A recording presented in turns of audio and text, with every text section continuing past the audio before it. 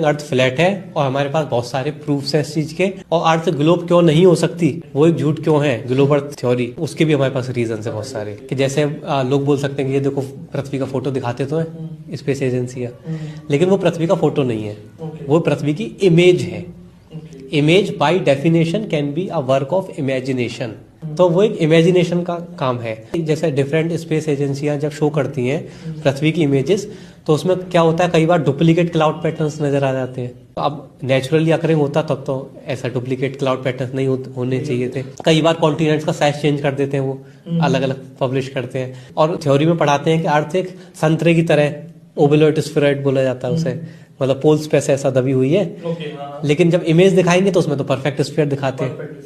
तो उनकी बातें जो बताते हैं वो आपस में कभी मैच नहीं करती, हमेशा कॉन्ट्राडिक्शन मिलेगा। जैसे जो पायलट होते हैं, तो उन्हें अगर गेंदाकार पृथ्वी के ऊपर उड़ा रहे होते तो सेम हाइट को मेंटेन करने के लिए उन्हें एरोप्लेन की नोज को नीचे करना पड़ता बार बार, जो कि पायलट्स नहीं करते हैं। तो इससे भी समझ में आता है।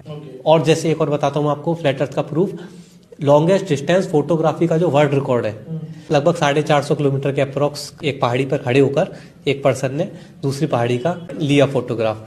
तो अगर हम उसे ग्लोब अर्थ थ्योरी के अकॉर्डिंग, उस कैलकुलेशन के अकॉर्डिंग अगर देखेंगे, तो पहाड़ी कभी नजर आनी ही नहीं चाहिए थी according to the globe earth mathematics, क्योंकि वो तो उन्होंने पूरा डिफाइन कर रखा है ना कि इतना रेडियस है अर्थ का।